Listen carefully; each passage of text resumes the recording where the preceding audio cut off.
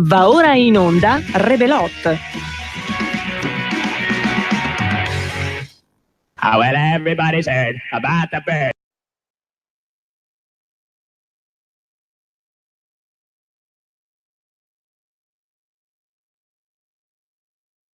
Rebelot.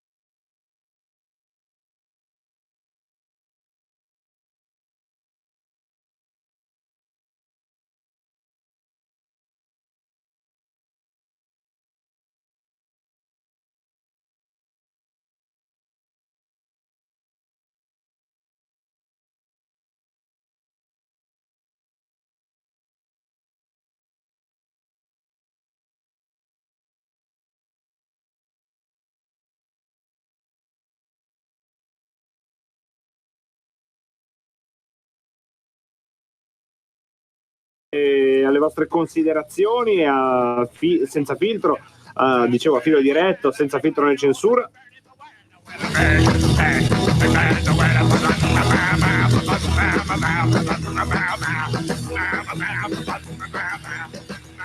Ma si parta con l'Affezio Giro. Questa settimana, come sapete, l'Affezio Giro è in piccione.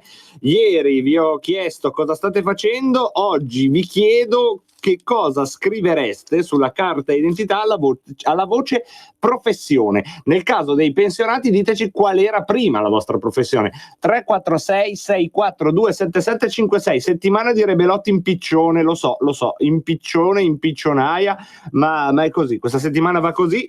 La settimana più pettegola di Rebelotti la sta vincendo Sava Sandir Lorenzone 19,9 a quota 5, anche Ivan 75 a quota 5 e per oggi vedo che è molto attivo anche Daniele da Parabiago. Questa settimana vedo che siete i veloci, questa è la settimana dei veloci, ragazzi, non c'è niente da fare. Allora, il primo in classifica oggi è Daniele da Parabiago, che quindi vince la manche anche di oggi, va a quota 10. Poi Manzoni prende i suoi bravi 3 punti e va a quota 4 in classifica generale. Attenzione anche Ivan 75 che prende 2 punti, va a quota 5. Poi Legatore Lorenzone 19,9. Che cos'è un legatore, Lorenzone? Io lo dico a te, lo dico a tutti voi. E poi attenzione, venditore di vino lo Stefano del Brembo, ma lo Stefano del Brembo continua a fornirmi false generalità. Ogni tanto mi dice che lui cura le galline, oggi mi dice venditore di vino, mentre Francesco da Arona fa outing e dice ladro, va bene Francesco, io topo d'appartamento è quello che fa, me l'aveva già scritto ieri, fai il topo d'appartamento e mi ascolti, quindi ascolti Radio Padania o la lasci accesa nelle case che vai a svaligiare. Francesco, potrebbe essere un bel segnale, un bel marketing e una firma tutto sommato riconoscibile per te. Insomma, tu entri, mi raccomando, fai un prelievo umano, dal volto umano. Cioè, se vai a casa, che ne so, se vai a Colico, per dire un posto come un altro, se vai a Colico, lì porta via di tutto, perché guarda, secondo me c'è di tutto, sotto la mattonella, nel cuscino, nel puff, come nella Prima Repubblica, lì fai man bassa di contanti e guarda, l'unico problema possono essere le talpe, ma chi se ne frega. Ma invece se vai, che ne so, dov'è che potresti andare? A Verzuolo, non star lì a rubare la zappa a Michele da Verzuolo, che già si fa un coso così tutto il giorno, già lavora tanto, fa il saldatore Michele da Verzuolo, per dire. Quindi fai tutta la settimana a fare il saldatore, poi sai qual è l'hobby di Michele da Verzuolo? Ecco, lui fa i lavoretti, quindi già è una vita sacrificata. Francesco, se vai a Verzuolo non fregare neanche uno spillo. Se vai dal nostro marmista di fiducia non fregargli la macchina che gli taglia il marmo. Insomma, Francesco, contiamo su di te, facci avere delle foto della refurtiva, perché vi ricordo che la trasmissione prima di questa, Passaparola, è un po', diciamo, una trasmissione borderline. A me fa un po' effetto che non sia ancora arrivato un avviso di garanzia a Maurizio Colombini come ricettatore di roba, che chissà da dove arriva questa roba. Programmatore a gelo. È invece lo strano lavoro, permettimi, di Angelo. Angelo, voi sapete, è colui con il quale ho ormai una lunga liaison a distanza relativa alle scelte musicali, perché Angelo, oltre a fare il programmatore a gelo, ma che lavori fate? Cos'è il programmatore a gelo? Tu lo sai, Carnelli, che sei sulla Terra da una quindicina d'anni più di me. Forse il programmatore di computer in una cella frigorifera. Io ho immaginato la stessa cosa. Io immaginavo uno che programma quanto deve essere freddo il frigo. Ecco, Angelo, mentre fa questo, scheda in un archivio che io immagino gigantesco tutti i cantanti e i cantautori della storia, soprattutto per sapere se hanno mai parlato male della Lega. Se parlano male della Lega, se hanno mai parlato male della Lega, e se per sbaglio o per volontà o per pignoleria, per arcipigna, io li mando in onda, ecco, Angelo subito mi castiga. Certo, di tutte, Angelo, tu sai bene che stiamo per arrivare, perché mancano pochi giorni al voto per il voto. Io rimetterò in palio la trasmissione di André su queste frequenze, agganciandola a un'asticella, e tu, caro il mio Angelo, fustigatore di schitarratori e strimpellatori vari, dovrai dirmi una percentuale della Lega che, se venisse raggiunta, ti renderebbe anche felice di ascoltare un numero che decideremo insieme, Angelo, di canzoni di Gianna Nannini. Ecco, ci dovrà, che tra tutte pare essere, insomma, la più amata dal nostro Angelo. Pure c'è chi c'è chi si definisce uno schiavo fiscale. Lo schiavo fiscale, è arrivato lui, addirittura lo schiavo fiscale, biomassa umana fiscalmente imponibile. Non è una buona giornata per questo nostro amico, Quando tu vai e ascolti la radio e scrivi che ti senti uno schiavo fiscale, biomassa umana fiscalmente imponibile, capisco che tu non ti firmi e capisco che non sia una buona giornata per te. Oggi hai dovuto pagare delle tasse, hai dovuto fare il coso, sì, 7,30. Mentre Roberto da Monza fa il tecnico rotondo. Ha proprio scritto rotondo tecnico. Cosa vuol dire rotondo tecnico? Cos'è un rotondo tecnico? Ragazzi, ma che lavori fate? Ma cos'è? Ma siete pazzi? Ma cos'è? La pensionata Laura, finalmente qualcosa che capisco. Prima cosa faceva la oggi pensionata Laura? L'impiegata Laura. Ancora c'è un amico che fa l'ispettore speleologico, così possiamo definirlo. Questo amico come si chiama però? Come si chiama questo qui? Non si firma mai, però ecco, ha sempre una cosa in mente, e quella cosa è la speleologia. Alessandro Chiarugi dice: lavoro nella fabbrica di imballaggi in cartone ondulato di famiglia. Finalmente una cosa che si capisce. Grazie Alessandro. Lavori nella fabbrica di imballaggi in cartone ondulato, quindi tutto il giorno le nostre parole vanno nella fabbrica di imballaggi in cartone ondulato. È una bella responsabilità, perché poi qua si ride e si scherza, no? Però questa cagata nell'affeziogiro serve anche per noi, per immaginare dove vanno poi queste nostre parole. Vanno da Alessandro nella sua fabbrica di imballaggi. Poi attenzione a Paola da Monza, è vero, Paola da Monza dà un tocco di sciccheria al nostro pomeriggio, perché è vero, la nostra Paola da Monza si definisce promotrice di sorrisi, e se non hai la R emotion fatela venire, la promotrice di sorrisi. Ma che lavoro è la promotrice di sorrisi? Ma qualcuno qua manda avanti il PIL? No, perché qua tra ispettori del gelo, regolatori rotondi, promotori di sorrisi, Qui gli unici che lavorano, sai chi sono? Chi sono? Io e te. No, questi erano da escludere. Quelli fuori al cantiere, l'hai visto anche oggi, piove, Sì. sono lì che lavorano a sistemare il condominio loro. Poi il Joan si definisce addirittura, ha fatto carriera, lui è direttore di un fanigottificio. Fanigottificio che più o meno è, diciamo, la ragione sociale anche dell'emittente che state sentendo. Il nostro 19-9 Lorenzo dice: per i non competenti magari è più chiaro rilegatore. Già la spocchia, si vede la spocchiaccia proprio. Lui è un radical chic proprio, c'ha la spocchia, ma chi è? Cioè, sai quei collaboratori di Renzi, quando Renzi era: per chi non è competente magari è più chiaro rilegatore. Ne troverà ben pochi che non hanno parlato male della Lega. Angelo, grande Lorenzone, un abbraccio a Lorenzone. E la Graziella dice: io sono una tuttofare, tra le varie cose che fa ascolta anche noi. Arrivarci alla pensione, mi sa che tiriamo le cuoia prima. Ma ragazzi, ma oggi positivi, uno è uno schiavo fiscale, quest'altro ci scrive arrivarci alla pensione. Uè, ma cos'è sta roba? Cos'è? Allora Angelo dice: no, la Nannini no, vedremo.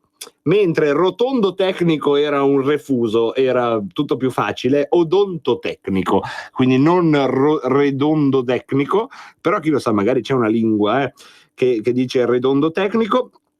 E ancora lo Stefano Del Brembo mi fa notare che Rebelot va in controprogrammazione con Geo e Geo su Rai 3 e vabbè, insomma, potete guardare Geo e Geo e tenere l'audio di Rebelot. Se questa tendenza dovesse prendere piede, se qualcuno di voi dovete essere però 5 o 6 che mi dite: Pinti, da domani noi ascolteremo Rebelot tenendo la televisione accesa senza volume su Geo e Geo. Se lo fate e me ne date dimostrazione, io vi prometto che da domani terrò a mia volta aperto Geo e Geo e ogni tanto, gli amici capiranno, dirò: bene, salutiamo quindi questo giornalista che si occupa di economia, diamo un'occhiata a cosa fa la papera della Val Venosta. Ecco, la vediamo, è nello stagno, si muove con la sua grazia, ed ecco il falco pellegrino, e tornano le immagini in studio su Geo, ma noi ci occuperemo di calcio, per dire. Io sono pronto a tutto, ragazzi, questa è trasmissione a chilometro zero, voi fate, voi chiedete, io obbedisco. Ancora chi ci scrive? Ah sì, la biomassa, è Andrea da Torino. Quando a conti fatti, questo è quello che si definisce schiavo fiscale, quindi preparatevi che c'è una lagnanza in arrivo.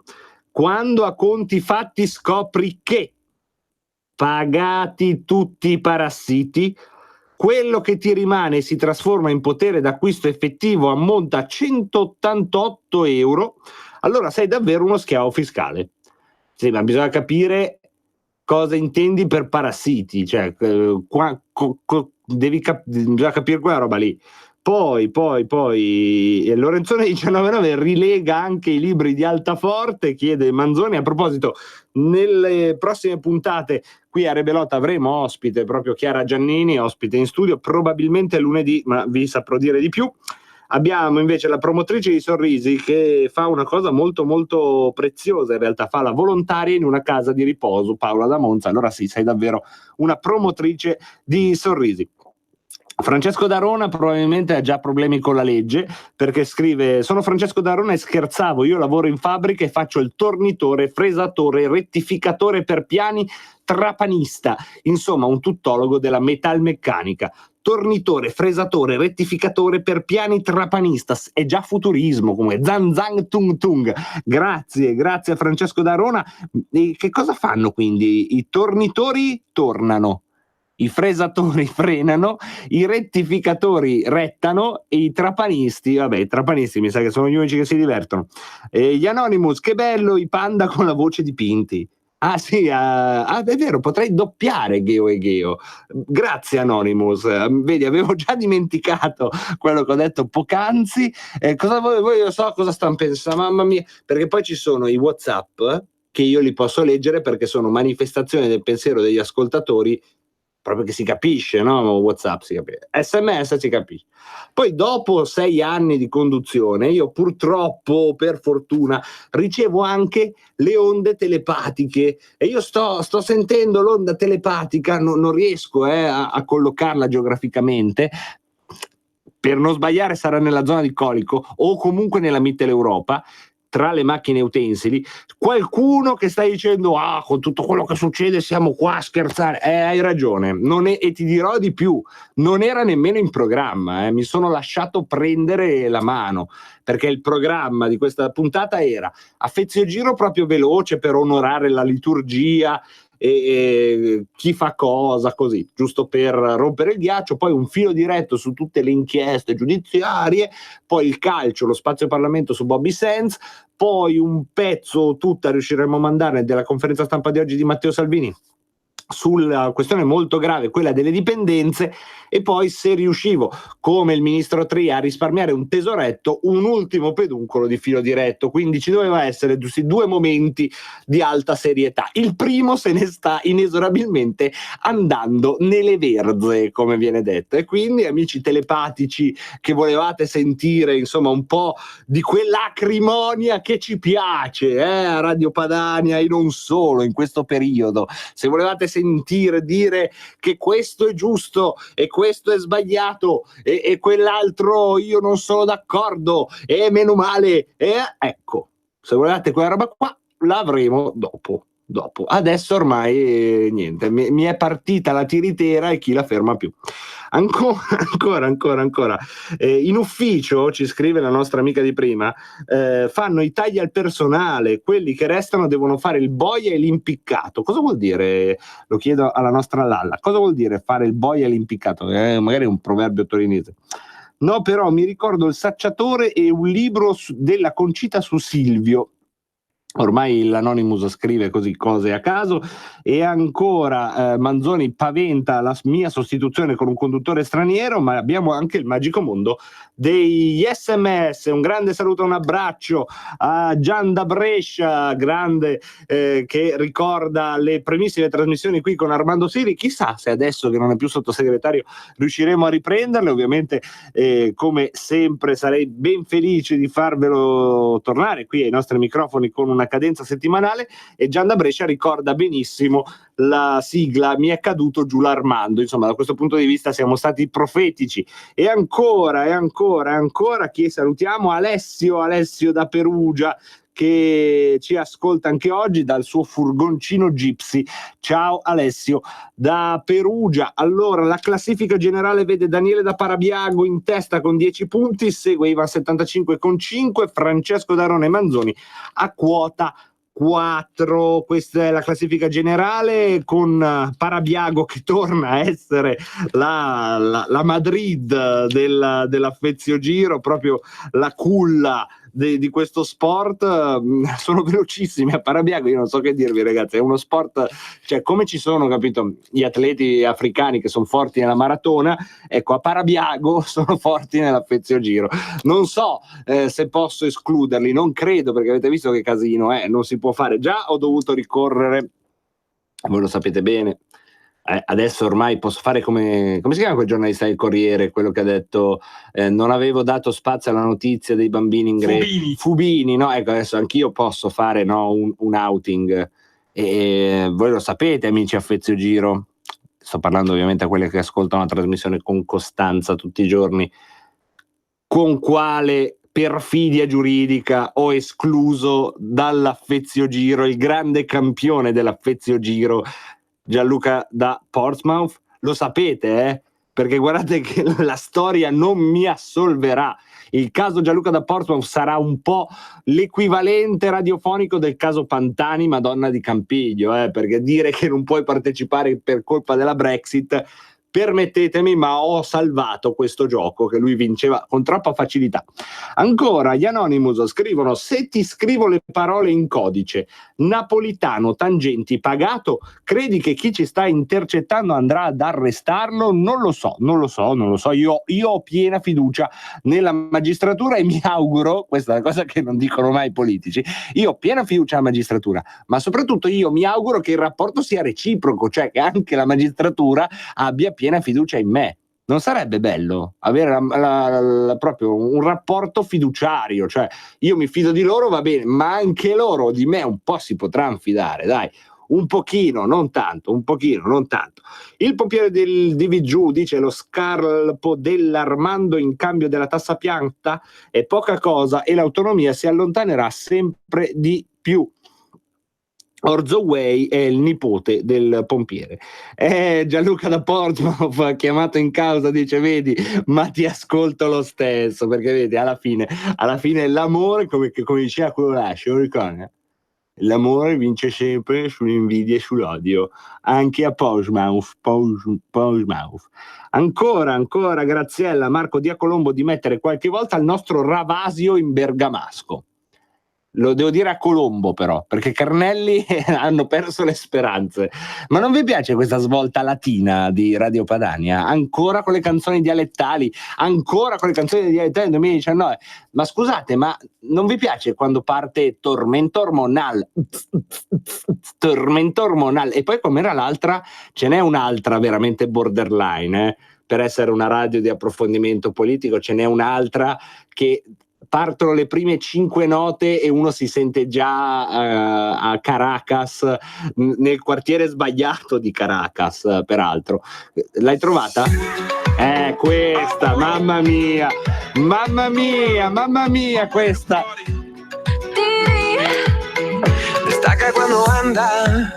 E siamo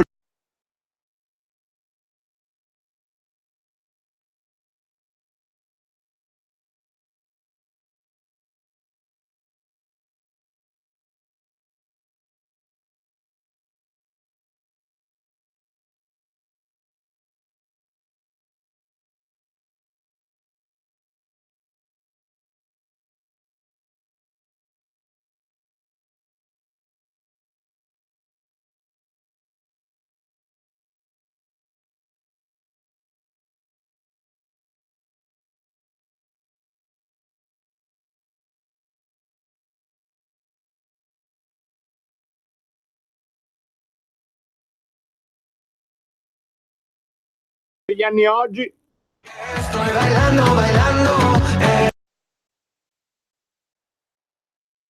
Così, non era nei piani, mi perdonerete, ma ogni tanto io prendo il sopravvento sui miei stessi buoni propositi, figurarsi insomma su impegni che posso avere con gli altri. Cosa accadrà però tra poco? Pausa, calcio che ad esempio ci sono alcuni che l'Anonymous mi ascolta solo per sentire il calcio, aggiornamento di cosa succede su Geo e Geo, perché questa ormai è un'altra rubrica fissa, i gatti delle foreste norvegesi. Esatto, i gatti delle foreste norvegesi, e poi ovviamente lo spazio Parlamento molto interessante, si parlerà di Bobby Sands e poi entreremo sì davvero nel vivo del filo diretto, delle questioni di giornata. Radio Padania è ascoltabile anche con la televisione in digitale. Sul telecomando della televisione digitale o del tuo ricevitore digitale puoi scegliere se vedere la TV o ascoltare la radio. Risintonizza i canali radio e troverai anche Radio Padania Libera, la tua radio. Canale 740.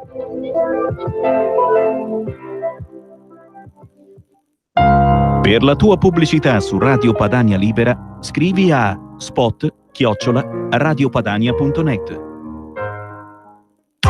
Radio Padania presenta Coming Soon Radio, quotidiano di informazione cinematografica. Signore e signori, ecco a voi Stanlio e Ollio. Lo spettacolo è stato pura magia. La vera storia di un'amicizia irresistibile. Non puoi avere Ollio senza Stanlio. Avvincente e straordinario, incredibilmente commovente. Non vorrei andartene via, lo spettacolo deve continuare. Stanlio e Ollio, dal 1 maggio al cinema. Li avete cercati ovunque. Non mi serve un Pokémon. È un detective da paura? Quest'anno li troverete tutti al cinema. Tu puoi parlare agli umani, io posso parlare ai Pokémon. Nel film più elettrizzante dell'anno. Voi lo sentite parlare? Sì, è adorabile. Non mi capiscono, ragazzo. Pokémon Detective Pikachu. Dal 9 maggio al cinema. Gianni, ci è andata bene finora. Dobbiamo ritirarci. Cos'è questa scemenza? Miglior regia alla Mostra di Venezia. Abbiamo abbastanza soldi per smettere. Smettere cosa? Di uccidere le persone. Sono molto più che fratelli. Sì, come no. I Fratelli Sisters, dal 2 maggio al cinema. Prima o poi ci ammazzeranno. 40 anni sotto copertura. John Elizabeth Stanley, lei è accusata di 27 violazioni della legge sul segreto di Stato. Ha tradito. È come se non ti conoscessi. Sono tua madre. Per cambiare il nostro destino. Combattevo per i vivi! Io amavo il mio paese! Madre, amante, traditrice, spia. Judi Dench è Red June. Dal 9 maggio al cinema. Liz credeva di vivere la vita perfetta. Sei così bella quando dormi. Mi ama così tanto da farmi sentire in paradiso. Ma ci sono cose che lei non sa. Questo caso è basato sui delitti di un mostro. Hai fatto le cose di cui ti accusano. Assolutamente no. Zac Efron è Ted Bundy, fascino criminale. Dal 9 maggio al cinema.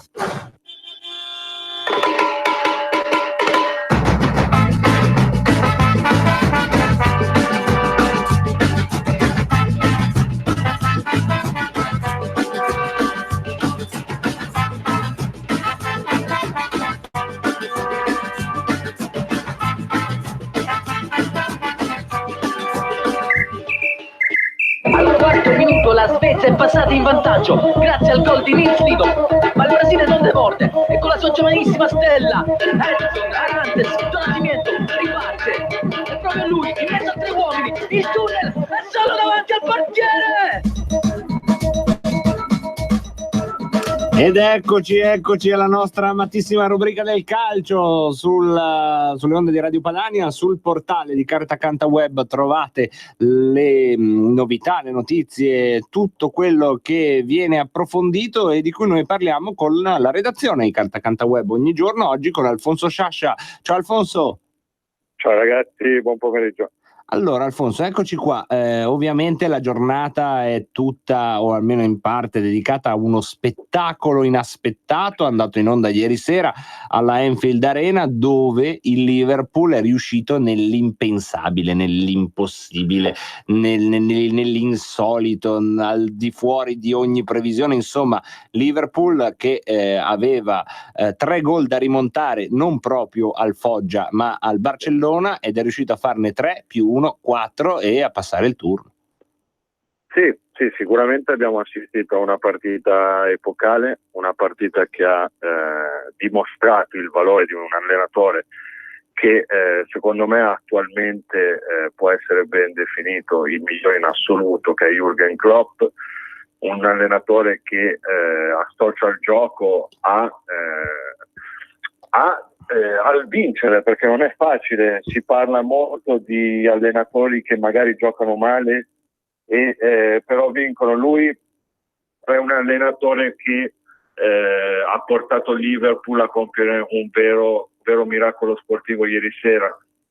Senza 2 giocatori determinanti come Salah e Firmino, l'Anfield si è dimostrato ancora letale per le altre squadre. Di contro c'è un Barcellona che non si è ancora risvegliato dall'incubo dell'anno passato, perché questa partita ricorda molto la partita contro i giallorossi di Di Francesco.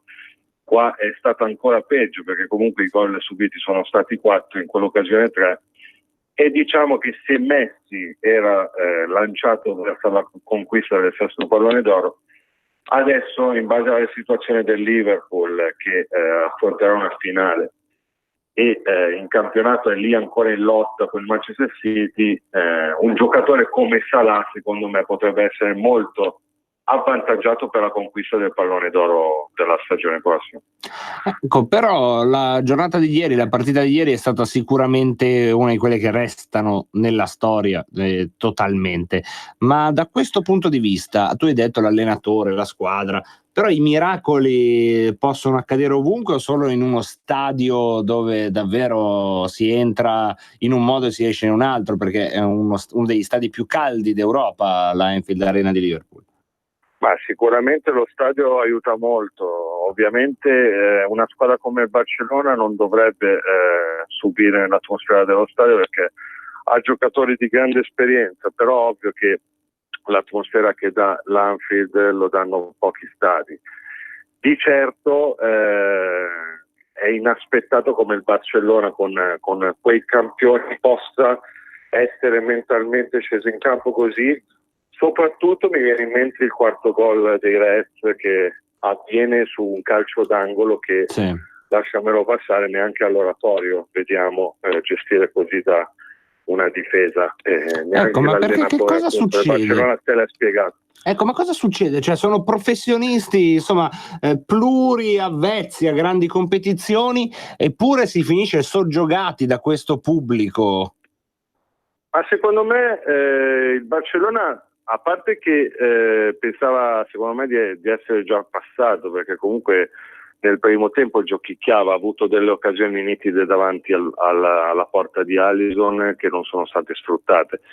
Soprattutto secondo me quando arrivi da un risultato di 3-0, già quando i Reds sono andati sul 2-0, lì il Barcellona mentalmente non è più sceso in campo, perché poi hanno preso il 3-0, il 4-0 e su quell'angolo ho sentito le dichiarazioni dell'allenatore del Barcellona che neanche ha visto la palla in rete, ma molti giocatori del Barcellona erano di spalle. E quello è proprio l'emblema della partita di ieri sera. Il tracollo morale, insomma. Tracollo morale, a questo punto dopo è vero che il Barcellona è campione di Spagna. Tra l'altro ieri Messi è stato anche contestato all'aeroporto di Liverpool da alcuni tifosi che per contestare Messi mi sembra anche insomma un po' ingrato verso la natura prima che sul calcio, perché Messi è un patrimonio dell'umanità come tanti grandi campioni del passato. Esatto, a questo punto ci sono dei dubbi sulla permanenza dell'allenatore del Barcellona, perché certe figure una squadra di quella storia non può farle di certo. Ecco, questo è quello che ci ha raccontato la partita di ieri e mentre noi ora andiamo non tanto sui campi perché ci sarà ancora tempo domani e dopo, oggi andiamo a dare un'occhiata anche a un tema che agita il mondo del mercato calcistico, ossia Antonio Conte. Cosa farà Antonio Conte? Andrà alla Juve, andrà all'Inter, andrà al Milan? Io ti chiedo, al di là della risposta che ovviamente non puoi dare perché non la sa nessuno, ma tolta la Juventus che è una macchina da guerra, Milan, Inter, Roma, le vediamo queste squadre in zona Champions, in quale secondo te cambiare l'allenatore, mettere uno come Conte potrebbe fare la differenza con una rosa più o meno come quella attuale? Ti potrei rispondere Inter, perché comunque sono dell'idea che Spalletti non sia un allenatore vincente, nel senso ha vinto sì, però è un allenatore che non ti porta a quello step successivo, cosa che potrebbe fare Antonio Conte. Anche perché l'Inter, se guardiamo rispetto al Milan, ha una situazione societaria più avanzata, quindi ovviamente anche l'Inter quest'anno ha avuto molti problemi di infortuni, però secondo me il progetto Inter con una Champions quasi, adesso non voglio portare sfortuna ai tifosi nerazzurri, una Champions quasi raggiunta, secondo me è la squadra che più potrebbe in Italia far gola ad Antonio Conte, anche perché comunque è da pochi giorni che è uscita questa dichiarazione che Conte avrebbe detto di no alla Roma di James Pallotta, e la situazione Milan la vedo un po' più remota. Se parliamo invece, tu mi hai chiesto sull'Italia, giusto? Sì, sull'Italia. Sì, perché poi vabbè, all'estero ci sono altre situazioni. No, mi hai fatto parlare sull'Italia ti della partita chiedo, di ieri, certo. Barcellona potrebbe essere anche papà. Sì, volendo sì, ecco, ma è chiaro che una grande squadra, adesso io non voglio banalizzare, ma ormai lo sto facendo, non dico che la posso allenare anch'io, però se ogni tanto ci sentiamo con la redazione di Carta Canta, penso che Barcellona potrei un po' allenarlo anch'io, un paio di mesi, poi dopo si accorgerebbero del bluff. Mentre una squadra con delle criticità, ecco, lì forse un vero allenatore può fare la differenza. Sì, ma perché Conte comunque è definito un po' da tutti il salvatore della patria, perché quando si parla di Conte ti viene soprattutto in mente il famoso europeo portato in avanti, certo, con Eder e Pellè, quei giocatori lì, allora tutti pensano che arriva Conte e ti sistema la situazione. Poi è anche vero che le piazze non sono facili, però Conte sarebbe veramente importante per risollevare la situazione di diverse squadre e per far salire anche il livello, perché comunque Conte è un allenatore ambito in tutta Europa, quindi il livello del campionato italiano si alzerebbe ulteriormente. Grazie mille Alfonso di questa chiacchierata. Grazie a voi, buona serata. E noi ora andiamo a un'altra rubrica di giornata, quella di oggi riguarda lo spazio della Lega in Parlamento, è particolare perché poi qua a Radio Padania siamo particolarmente felici di farvela sentire, è un ricordo espresso ieri alla Camera dei Deputati di Roma da Eugenio Zoffili sulla figura di Bobby Sands. Qui Parlamento. Zoffili, prego. Onorevole Zoffili, prego. Grazie Presidente. Il 5 maggio, Presidente, del 1981, all'età di 27 anni, moriva nel carcere di Long Kesh, in Irlanda del Nord, Bobby Sands, l'onorevole Bobby Sands, perché nei giorni della sua prigionia fu eletto membro del Parlamento britannico durante uno sciopero della fame durato 66 giorni. Il più giovane membro di tutto il Parlamento in quel tempo, che in quell'aula non ci mise mai piede e riuscì a portare la voce delle sofferenze e dei soprusi subiti dalla sua gente soltanto attraverso questo diario che è stato scritto in cella su pezzi di carta igienica. E non aggiungiamo altro. Prima e dopo di lui morirono, sempre a causa dello sciopero della fame, 22 prigionieri, e il sangue di entrambe le parti, cattoliche e protestanti, di migliaia di persone, bimbi innocenti compresi, si riversò sulle strade, sui verdi prati e nelle case di quella splendida terra in quegli anni di guerra ai confini del nostro continente. I Trabos, una guerra mai risolta, le cui conseguenze purtroppo si trascinano fino ai giorni nostri. Ricordiamo con affetto e preghiamo per Lyra McKee, giornalista di 29 anni, uccisa da proiettili di arma da fuoco durante i recenti scontri di Derry del 19 aprile scorso. Questo Parlamento, Presidente, deve vigilare affinché quegli anni bui e di terrore non possano tornare e condannare ogni forma di violenza e sopruso. Bisogna vigilare e approfondire gli effetti della Brexit su quel confine tra la Repubblica d'Irlanda, che si guadagnò la sua libertà, e l'Irlanda del Nord. Bisogna impedire che altre persone muoiano, giovani come Lyra o il giovane Bobby, che lottava per il più importante e nobile dei valori, la libertà, e che ha avuto l'onore di salutare dove riposa, nel cimitero di Belfast, quando facevo parte del movimento giovanile della Lega, anche con alcuni ragazzi che adesso sono qui tra questi banchi, come il collega Cecchetti che era con me a Belfast qualche anno fa. Bobby, che negli ultimi giorni della sua vita scriveva così nel suo diario: se non riescono a fermare il tuo desiderio di libertà, non possono stroncarti. Non mi stroncheranno mai, perché il desiderio di libertà della mia gente è nel mio cuore. Ciao Bobby, il nostro giorno verrà. Qui Parlamento. Come over to the window, my little darling.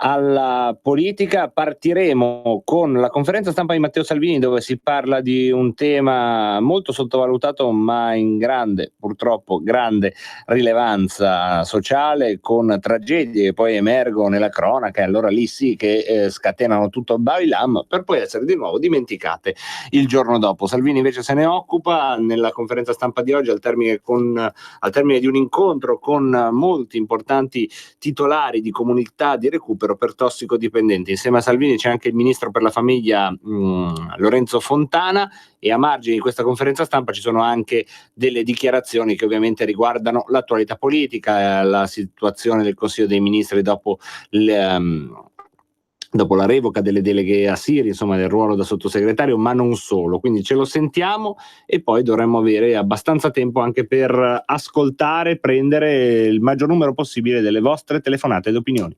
Sia che è una questione innanzitutto educativa. Da domani stesso, anzi da oggi stesso, da Ministro dell'Interno, ecco, benvenuto all'amico e collega Lorenzo, che ha finito adesso di parlare con gli ultimi rappresentanti delle comunità. Da domani stesso darò indicazioni a tutti i responsabili della pubblica sicurezza e delle forze dell'ordine in Italia di andare a controllare uno, per quello che mi riguarda, con l'obiettivo di chiuderli uno per uno, tutti i presunti negozi turistici di cannabis, che per quanto mi riguarda vanno sigillati dal primo all'ultimo, perché sono un incentivo all'uso e allo spaccio di sostanze stupefacenti. Ce ne sono ormai più di 1000 al di fuori di ogni regola e di ogni controllo. Ci sarà a fine maggio una sentenza delle Cassazioni Unite in questo merito. Io non aspetto, come qualche collega ministro mi dice, i tempi della giustizia. Esercito i poteri del Ministro dell'Interno e per quanto mi riguarda dobbiamo usare tutto quello che è democraticamente e legalmente permesso per chiudere uno per uno tutti questi luoghi di diseducazione di massa. Identico approccio avrò da oggi per tutte le iniziative, feste delle canne, delle cannabis in giro per l'Italia. L'ultimo scempio si è registrato, ahimè, nella mia Milano. Ci sono iniziative in programma, leggevo, a Pisa, a Torino. Chiederò che siano vietate tutte, proibite tutte, sigillate tutte, anche perché quando si svolgono si beccano chili e chili di sostanze stupefacenti spacciate a cielo aperto. Quindi lo Stato spacciatore non è lo Stato di cui faccio il ministro. Mi spiace che ci siano colleghi parlamentari che invitano a quello che tutti gli interlocutori di oggi che abbiamo convocato, perché sono coloro che lavorano sul campo con ragazzi e ragazze da decenni, col cervello e il fisico devastato.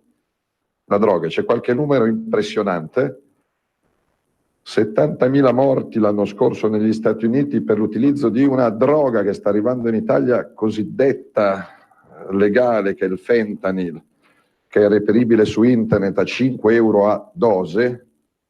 Già oggi stesso chiederò agli amici della polizia postale di fare tutto il possibile e l'immaginabile per sigillare siti che invitano al consumo e alla morte. 70.000 morti sono una strage di Stato, e di solito mi spiegavano dalle comunità che in Italia arriva a distanza di 2 o 3 anni quello che si verifica negli Stati Uniti. Siccome prevenire è meglio che curare, non vorrei stragi di migliaia di ragazzi per sostanze di questo genere, che sono legalmente acquistabili in farmacia in caso di anestesia, però un conto è usarle in caso di anestesia, un conto è farle uso per sballarsi. Quindi siamo contro ogni tipo di ipotesi di legalizzazione, distribuzione, sperimentazione, regolamentazione. Io su altro non litigo né con le opposizioni né con gli amici della maggioranza, su questo sì. Su questo ritengo inaccettabile la sola idea che in Italia drogarsi faccia bene e sia lecito. No. Possono accusarmi di conservatorismo, di bigottismo, di quello che volete voi, li chiudiamo uno per uno, li vietiamo uno per uno E aggiungo, come la proposta di legge della Lega, su cui nell'ambito delle comunità c'è discussione, perché abbiamo visto anche oggi posizioni a favore, posizioni mediane, posizioni contrarie. Noi non vogliamo punire i consumatori, non mi interessa punire i consumatori, mi interessa la galera certa per gli spacciatori trovati in flagranza di reato, non supposti tali o intercettati tramite terze persone.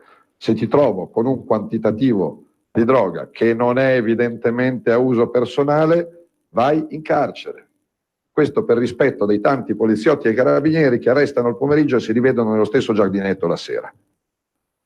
Sono contento del fatto che la stragrande maggioranza delle comunità che erano intorno a un tavolo mi hanno chiesto un approccio rigoroso e rigido, perché poi i danni li devono affrontare loro, con cervelli e fegati spappolati. Si parla di dipendenze da sostanze, perché ormai c'è il multiconsumo, non c'è solo qualche tipo di droga, c'è la droga sintetica, c'è l'alcol, c'è la dipendenza da gioco, e quindi ci sono multidipendenze.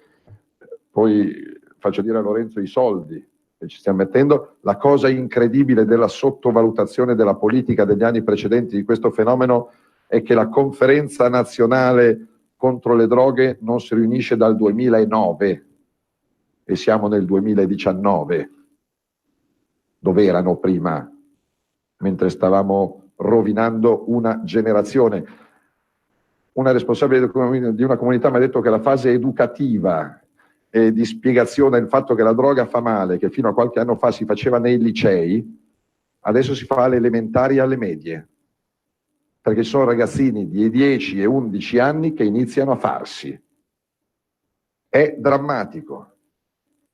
Quindi io poi risponderò, per carità, alle domande dei colleghi giornalisti su Conte, Siri, Pinco e Pallino. Questa è una battaglia di civiltà, perché stiamo mettendo a rischio un'intera generazione, facendo finta che la droga sia una cosa come un'altra. No. E quindi ci saranno ricorsi al TAR, interrogazioni. Non mi interessa, ci sono 1000 negozi di canne in giro per l'Italia. Li voglio chiusi uno per uno. Vogliono fare la festival delle droghe libere a Pisa, non la fanno. Se lo vogliono si vanno nella loro cantina e gli mando la polizia. Punto. Adesso vediamo di usare le maniere forti. Non contro i consumatori, che vanno aiutati, salvati e curati. Io ringrazio le comunità che in questi anni di assenza di comunicazione totale hanno continuato nel loro mestiere. E questo è l'inizio della conferenza stampa di Salvini che rilancia su un tema molto molto forte, molto caldo, molto controverso, ossia la chiusura di quei negozi che vendono la cannabis tra virgolette legale, anche se dal punto di vista giuridico la situazione è sospesa in attesa di alcune sentenze, insomma in attesa di capire quali sono i veri parametri di legge. In realtà ci si muove in un vuoto normativo e dove sono poi entrati questi negozi che Salvini, avete sentito, promette di chiudere uno per uno. Per sentire il resto della conferenza stampa non avete che da aspettare un attimo, dopo la pausa torniamo. Liscio non ti lascio, tutte le domeniche su RPL, dalle ore 13 alle 13:30, a cura di Sammy Varin, a conduzione di Dino Angelini. Messaggio per tutti gli imprenditori, gli artigiani, i commercianti, i liberi professionisti. Hai un'attività? Dei prodotti da promuovere? Prova la pubblicità sulla nostra radio. Radio Padania ha preparato per te una grande promozione per aiutarti a sostenere la tua attività a tariffe davvero straordinarie. Informati, vedrai che si può fare. Mandaci una mail all'indirizzo spot@radiopadania.net. Con Radio Padania si può fare. Pronto? Avvocato, Mi dica. c'è bisogno di lei. L'avvocato risponde Ogni venerdì dalle 12 alle 13 con l'avvocato Celeste Collovati su Radio Padania Libera. Chiedo una cortesia però a voi, su di me sapete come deve andare. Sabato 18 maggio, mancano 10 giorni.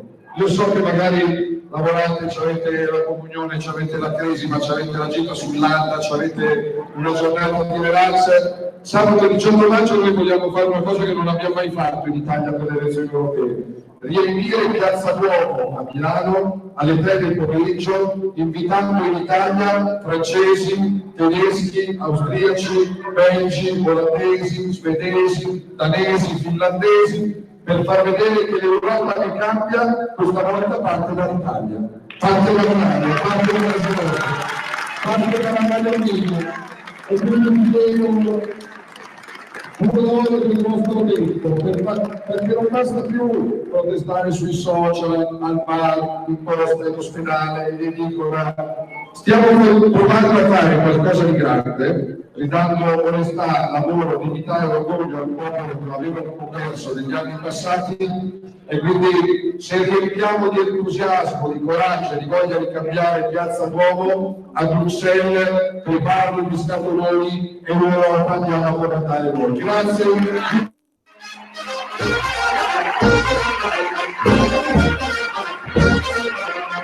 Ciao a tutti, sono Gabriella Monti, in diretta da Radio Padania Libera con la trasmissione Mi ritorni in mente. Ci siete? Stupidella, non capisci, lui ti vuole ancora bene. Tesoro, ballando mai baciata, son qui stordita, preoccupata. Ogni martedì dalle ore 15 con Gabriella Monti. Baci, bacetti e baciotti. Per la tua pubblicità su Radio Padania Libera, scrivi a spot@radiopadania.net.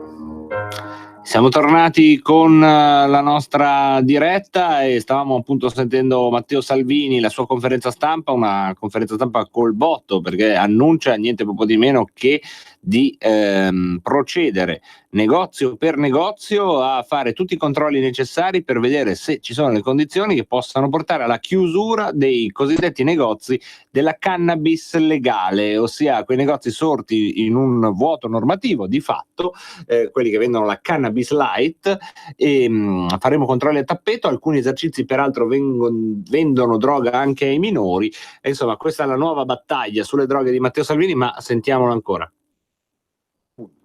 Adesso vediamo di usare le maniere forti, non contro i consumatori, che vanno aiutati, salvati e curati. Io ringrazio le comunità che in questi anni di assenza di comunicazione totale hanno continuato nel loro mestiere e mi hanno invitato ad andare a visitarle, e andrò orgogliosamente a visitarle. Però mi dicono: Ministro, se lo Stato non fa lo Stato, noi arginiamo il danno, limitiamo il danno. Però se si lascia passare il messaggio dal cantante all'artista al politico, vabbè, però insomma drogarsi si fa un po' male, però c'è di peggio, è devastante. È devastante. Quindi sequestro dell'auto per chi viene trovato a guidare sotto l'effetto di sostanze stupefacenti, è tutta una serie di iniziative che vogliono andare a limitare il morto per overdose ogni 2 giorni che sta tornando anche a casa nostra. Quindi questo è. E mi piacerebbe che sui giornali domani e sui telegiornali stasera si parlasse di questo, perché questo entra in casa dei nostri figli, ahimè. La bega politica fra 3 giorni è finita e ne comincia un'altra. Lorenzo mi diceva che ci stiamo mettendo anche dei soldini, perché ovviamente le cose le fai. Come Ministero dell'Interno abbiamo già rifinanziato per il prossimo anno scolastico con 4 milioni di euro l'operazione Scuole Sicure per andare a beccare gli spacciatori fuori dalle scuole.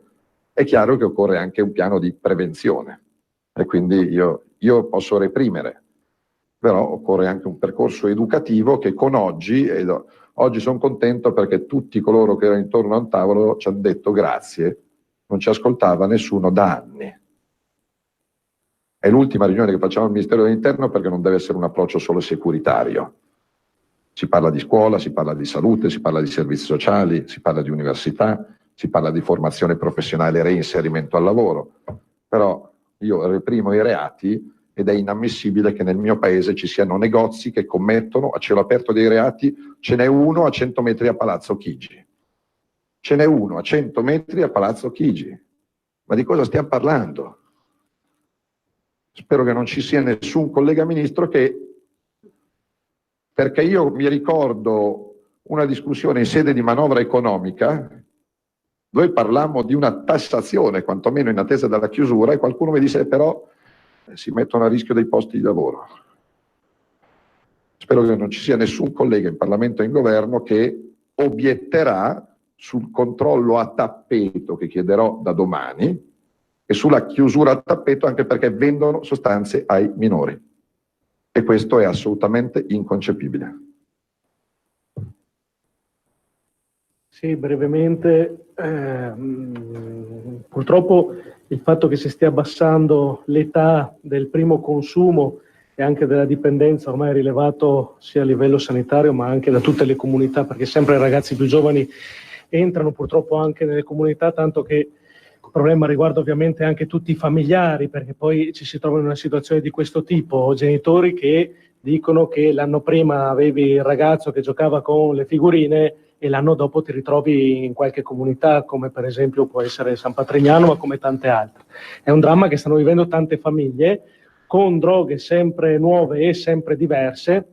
Anche per questo noi abbiamo, già nel novembre del 2008, anche con i carabinieri, il RACIS e il NAS, incominciato il monitoraggio per il contrasto per le droghe online, perché purtroppo, come diceva giustamente prima il Ministro degli Interni, spesso e volentieri si possono anche reperire proprio tramite dei negozi a livello online, quindi possono arrivare tranquillamente a casa alcune droghe, quindi questo è sicuramente un altro dei problemi, e i genitori purtroppo fanno molta fatica talvolta ad affrontare questa situazione, perché magari i ragazzi hanno strumenti tecnologici che sono e conoscenze tecnologiche che sono superiori a quelle dei loro genitori, quindi capite anche il problema che avviene proprio all'interno di tutte queste famiglie.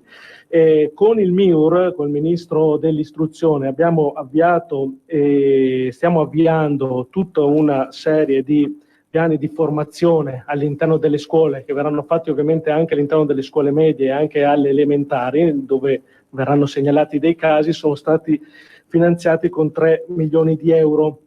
È stata questa intesa già siglata e verrà attivata proprio a breve. Come fondo politiche antidroga era da anni che non veniva finanziato, è stato rifinanziato quest'anno. Quest'anno destineremo 3 milioni di euro più altri 2 milioni di euro con dei bandi che verranno disposti sulla prevenzione, trattamento, reinserimento sociale e lavorativo.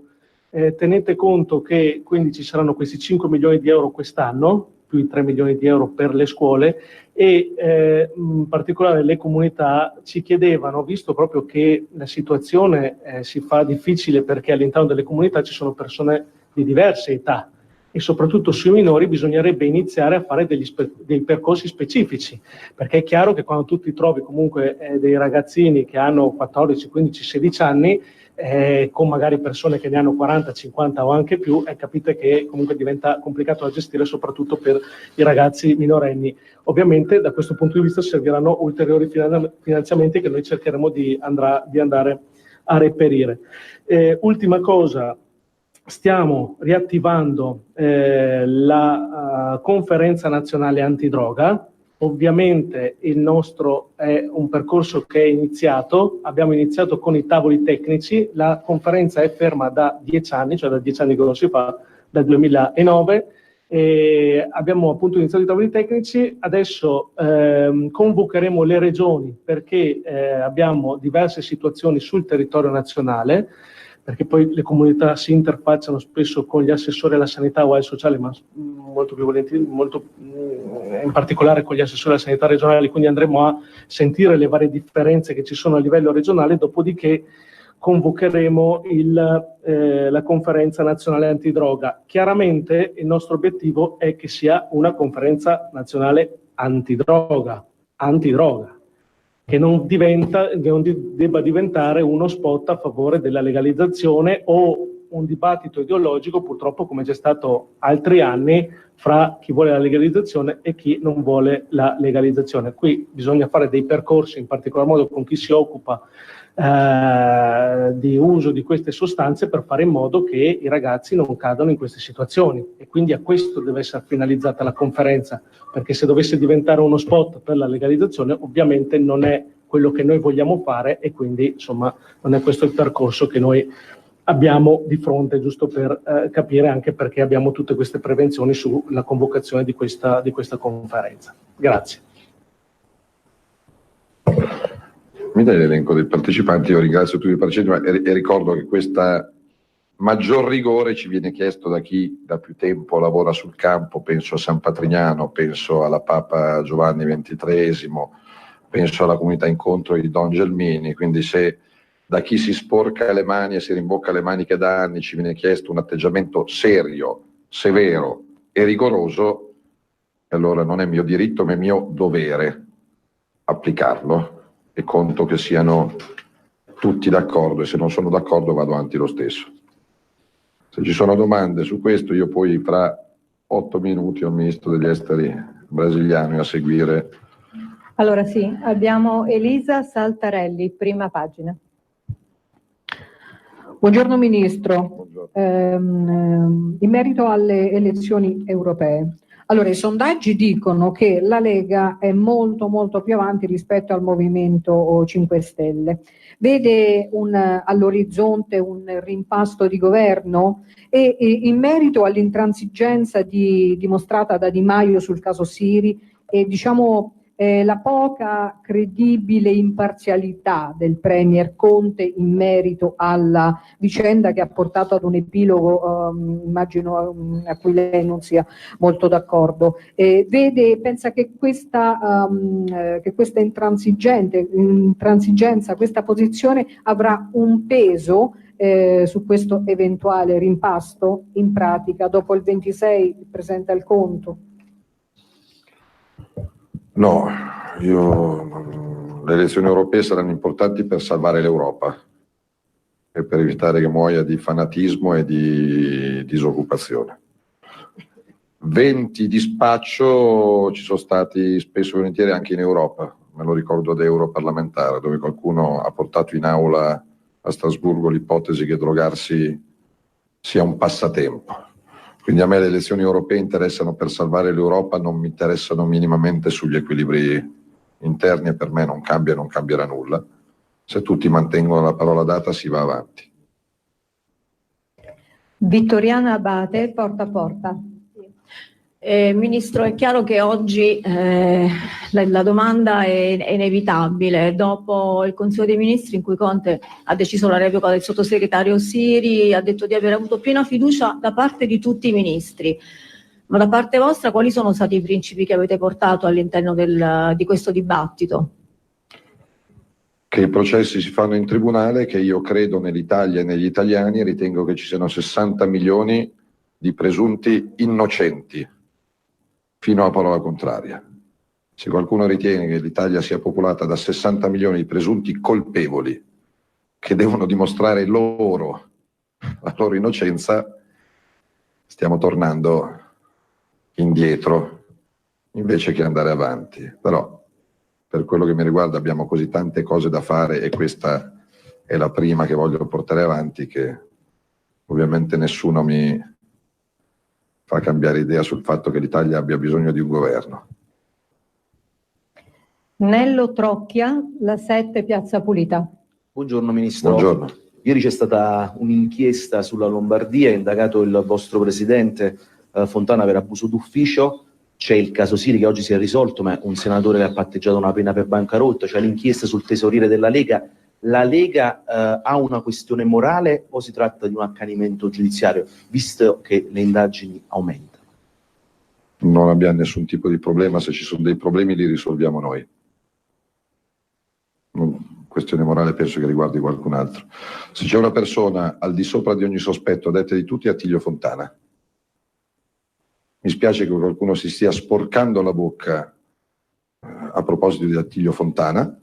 La Regione Lombardia ha un bilancio di 23 miliardi di euro all'anno, è una regione italiana premiata in Europa l'anno scorso per politiche di reinserimento lavorativo, è un'eccellenza sanitaria, è un'eccellenza di tempi di pagamento nei privati. Se qualche singolo ha sbagliato paga, come in qualunque altra regione sul pianeta. Mi spiace che qualcuno metta in discussione un modello che è studiato nel mondo, non in Italia. Troppo facile dire siamo i primi in Italia. Mi occupo di Europa e di mondo. Altre considerazioni le tengo per me. E rispetto il lavoro di tutti. E spero che tutti rispettino il lavoro altrui. Monica Goggi, TGcom 24. Ecco, buonasera Ministro, volevo ritornare anch'io sulla questione morale, insomma sia stamattina a Casaleggio, anche ieri il Ministro Bonafede hanno detto i nostri candidati, insomma hanno un casellario giudiziale alle europee che presenteremo, sono candidati specchiati, invitiamo gli altri partiti a fare lo stesso, insomma cosa risponde? Ragazzi, però qua è incredibile, io poi sono persona educata, stiamo parlando di una generazione a rischio e mi parlate di Bonafede e Casaleggio. Ognuno fa il suo mestiere. Prendo atto del fatto che la Raggi è il suo posto, essendo indagata da anni, punto. Permettetemi di non rispondere di altro. Quando io ho sentito con mano per 2 ore che ci sono ragazzi che stanno morendo a 13 anni, posso permettermi di fregarmene di queste cose piccole. I nostri candidati sono specchiati. Se il sindaco della capitale è sotto indagine, è stata sotto indagine da anni ed è al suo posto, vuol dire che evidentemente se ci sono colpe di Serie A e colpe di Serie B, sindaci di Serie A e sindaci di Serie B, presunti colpevoli di Serie A e presunti colpevoli di Serie B. A casa mia se uno vale uno, inchiesta vale inchiesta. Però a questo punto smettiamo di fare politica. Io faccio politica dal 1993 in Consiglio Comunale e ho sostenuto migliaia di emendamenti, migliaia di proposte di legge, migliaia di ordini del giorno, ho incontrato migliaia di imprenditori, migliaia di associazioni, di tutto. Se dobbiamo chiudere le porte dei sindaci, delle regioni, dei ministeri, basta. E allora le scelte le prendano direttamente in altri palazzi e io torno alla mia professione, ognuno fa il suo, guadagno di più, rischio di meno. Però, ripeto, poi c'è in ballo, io spero che voi ovviamente avrete tutto lo spazio da dedicare a vicende giornalisticamente più interessanti, spero che domani ci sia una riga, o stasera in televisione, un secondo sul fatto che non è possibile, non è ammissibile che in Italia ci siano 1000 negozi dove ci sono droghe, legalmente, alla luce del sole, mi fa schifo, e ci siano festa della cannabis a Milano, a Pisa, a Torino, ma che cazzo? La festa della droga, ma dove siamo? C'ho il brasiliano, un collega brasiliano. Comunque non ci sono più domande. E questa era la conferenza stampa, noi abbiamo una decina di minuti oggi, ma ovviamente domani recupereremo con gli interessi lo spazio per le vostre telefonate. Le linee sono immediatamente aperte, 0266 20 35 29. I temi toccati da Salvini li avete sentiti, il fatto che in Consiglio dei Ministri ci sia stata la revoca dell'incarico di sottosegretario ad Armando Siri è ormai cosa nota, ma la conflittualità all'interno del governo su temi importanti fa scintille anche su un tema molto caro alla Lega, quello dell'autonomia, perché dopo le indagini in Lombardia un esponente del Movimento 5 Stelle, il presidente della Commissione Cultura proprio a Roma, ha detto bisogna fermare il processo di autonomia perché le regioni sono troppo corrotte, e ovviamente c'è stata la risposta a stretto giro della Lega. Insomma, i temi sono davvero tantissimi e quindi in questi 10 minuti non mi sento di dirvi andate di qui, andate di là. Diciamo che i 10 minuti che abbiamo sono a disposizione di chi tra voi ha già un'opinione e la vuole subito comunicare agli altri. Poi domani cercheremo di strutturare magari 2 spazi diversi di filo diretto, uno magari sulle droghe e uno sulla politica, per dire. Prendiamo la prima telefonata. Pronto? Pronto? Michele Caruso. Ciao Michele, benvenuto. Ciao, eccoci qua. Dunque, l'onestà che vada dimostrata, io vorrei sapere su quale codice di diritto la si possa riscontrare, che se si riscontri da qualche parte, insomma, vorrei sapere, visto che si parla tanto di presunzione di innocenza, questa corruzione, no, così corriva, che poi è abbastanza trasversale, vediamo che anche in Lombardia ci sono stati diversi arresti, anche uomini legati alla Lega. Non sono arrestati, sono indagati. Indagati, io mi pare di aver sentito dire che c'è stato anche qualche arresto. No, leghisti no, altrimenti l'avremmo detto. Forza La Lega Italia. di Forza Italia, sì, assolutamente. Però ho sentito anche nomi meno importanti comunque legati. No, la Lega no, guarda, se no non avremmo problemi. Cioè, a dirlo. Vabbè. Comunque oggi mi pare che anche lo stesso Siri sia stato revocato, Sì. quindi mi pare che insomma il vento stia cambiando e che quindi i pentastellati, adesso non so perché io sono né dei 5 Stelle né della Lega, quanto le cose possono cambiare. Certamente Conte ha fatto capire insomma il vento è cambiato e che non prende diritto dalle parti vostre. Grazie. Grazie Michele Caruso. 0266 20 35 29, dicevo, linee aperte, libera a vostra disposizione. Andiamo proprio per titoli. L'annuncio di Salvini: chiuderemo tutti i negozi che vendono la cannabis light. E sulla faccenda Siri, che viene revocato da Conte, la Lega dice indagati di serie A e indagati di serie B, facendo il controcanto sul caso Raggi e su altri casi che non hanno destato le stesse misure da parte del Movimento 5 Stelle. Ma non solo questo, c'è anche il tema dell'autonomia, che torna a essere messo in discussione dal Movimento 5 Stelle alla luce delle inchieste che oggi hanno visto imputato per abuso d'ufficio anche il presidente di Regione Lombardia, Attilio Fontana. Questa in estrema sintesi la giornata della politica di oggi. Se volete, se avete già un'opinione su uno di questi temi o se addirittura li volete collegare con una riflessione più ampia e articolata, in ogni caso potete scriverci allo 02 66 20 35 29. Prima di prendere questa telefonata fatemi leggere il WhatsApp di Arturo. Per eliminare un avversario politico basta mandargli un avviso di garanzia e sappiamo la magistratura da che parte sta. E ancora Giorgio ci dice: Marco, basta con i giornalisti di regime, è una tortura. C'è chi festeggia perché Salvini ha detto cazzo.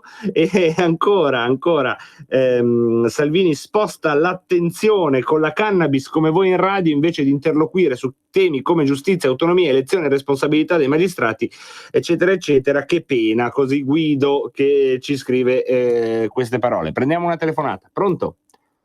Salve Marco, sono Claudio della provincia di Novara. Ciao Claudio, benvenuto in diretta. Devo dire che ho acceso da poco la radio ho preso giusto l'intervento di Salvini. Sì.